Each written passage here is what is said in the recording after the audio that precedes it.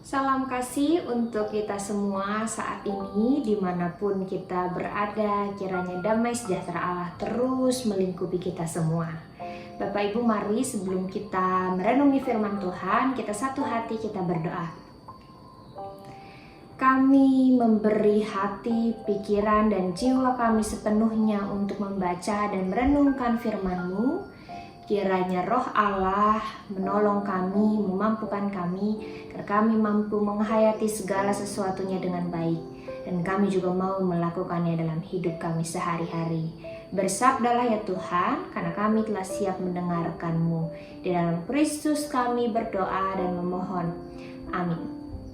Bapak Ibu yang terkasih, mari bersama kita membaca dari Yesaya 11 ayat 6-7.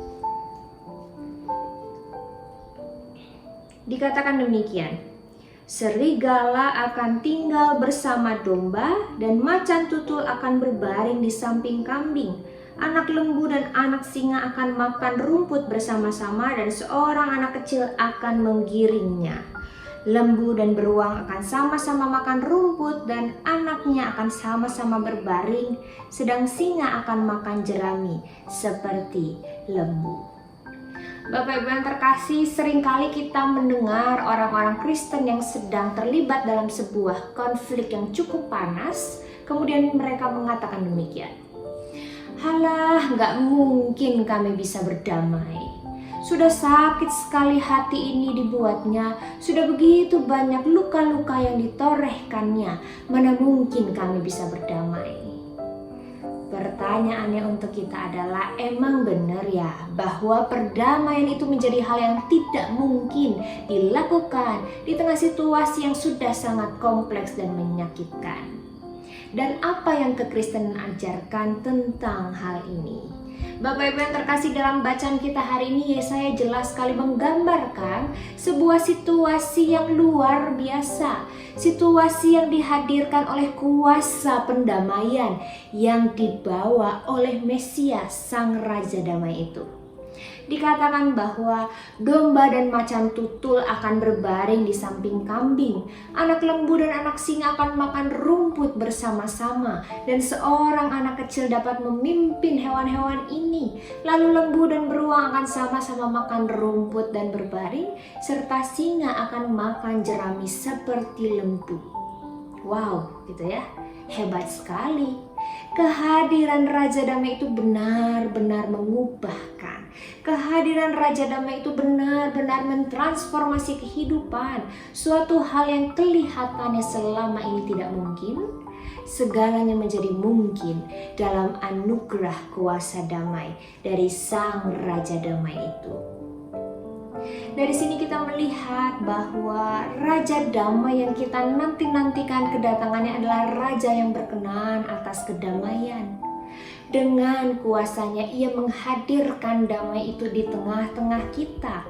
Kuasa damainya mampu menembus benteng-benteng yang selama ini rasanya sulit untuk kita lewati. Benteng karena pertikaian, benteng karena permusuhan, benteng kebencian, dan benteng-benteng lainnya yang kita bangun. Raja Damai itu sungguh-sungguh menginginkan damai sejahteranya hidup dan dinyatakan lewat kita semua. Tapi kuasa damai itu tidak serta-merta mengubahkan seperti sebuah sulap. Kita hanya duduk diam, duduk manis, lalu simsalabim semuanya berubah. Yang tadinya kita berkonflik dengan orang, tiba-tiba kita hidup saling mengasihi seperti tidak ada apa-apa. Yang tadinya kita saling menjatuhkan, kemudian tiba-tiba menjadi saling mendukung seperti tidak ada apa-apa. Bukanlah demikian. Justru dalam mengupayakan karya kuasa damai itu, kita semua diundang untuk terlibat aktif dalam menyambutnya.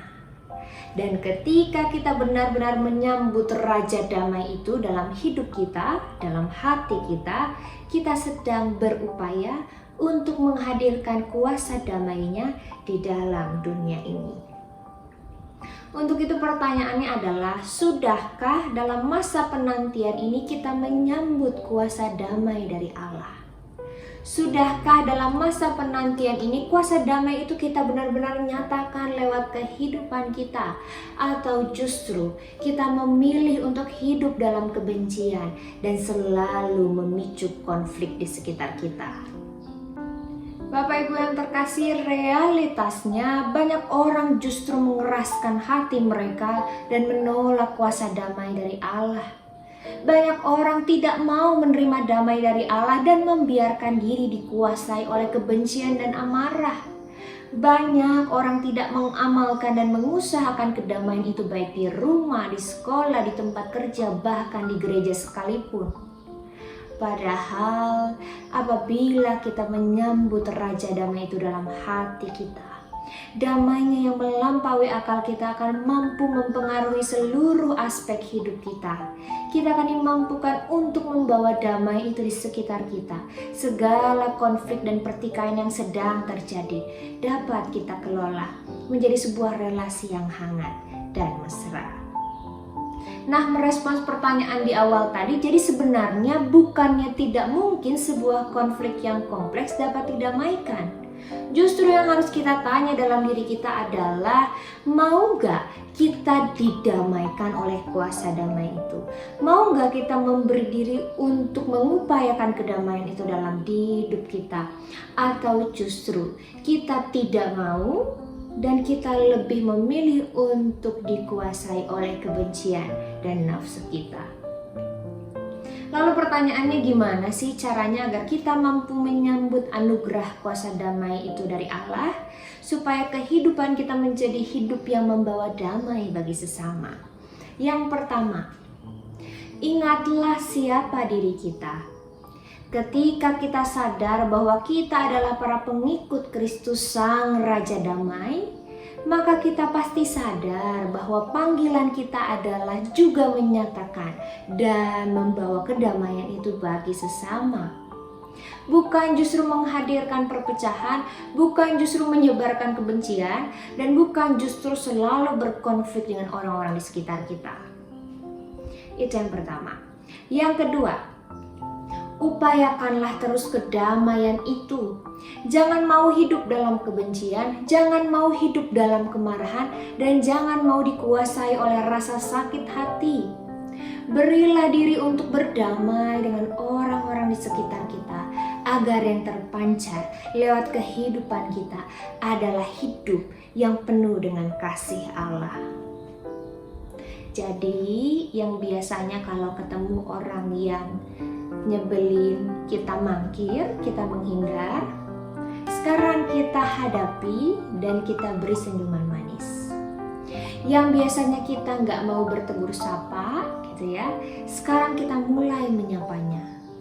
Yang biasanya menyebarkan kebencian pada orang-orang sekitar, padahal yang mungkin punya konflik itu kita, tapi kita sengaja cari sekutu gitu ya, kita sebarin, kita buat orang juga benci sama orang itu. Jangan demikian. Belajarlah untuk menahan diri. Belajarlah untuk mengupayakan selalu kedamaian itu. Supaya apa? Supaya yang terpancar lewat kehidupan kita hanyalah kasih Allah saja.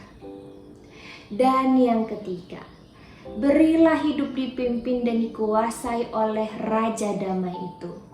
Kehidupan kita dipandu oleh Raja Damai, maka sudah seharusnya yang menggerakkan hidup kita adalah spirit kedamaian. Maka sangatlah perlu bagi kita setiap hari untuk selalu melekat pada Raja Damai itu lewat perenungan firman Tuhan, lewat doa-doa yang kita panjatkan, dan lewat pengalaman iman yang sesehari terus kita refleksikan bersama dengan Tuhan.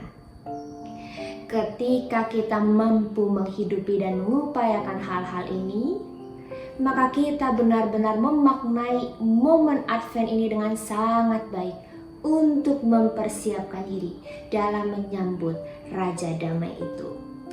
Kiranya damai sejahtera Allah yang melampaui segala akal melingkupi kita semua, dan kiranya kedamaian itu mampu juga kita bawa, kita hadirkan, kita sebarkan, dan kita nyatakan bagi sesama kita. Amin. Mari kita berdoa. Allah Sang Raja Damai, mampukan kami untuk mampu menghadirkan kuasa damai-Mu lewat kehidupan kami, sehingga yang terpancar lewat hidup kami adalah kasih Allah yang terus kami nyatakan bagi sesama kami. Ajar kami juga untuk mau berdamai dengan orang-orang di sekitar kami, dan ajar kami juga agar lewat kehadiran kami, damai sejahtera Allah selalu hadir dan dirasakan oleh banyak orang. Di dalam Kristus kami berdoa dan memohon. Amin.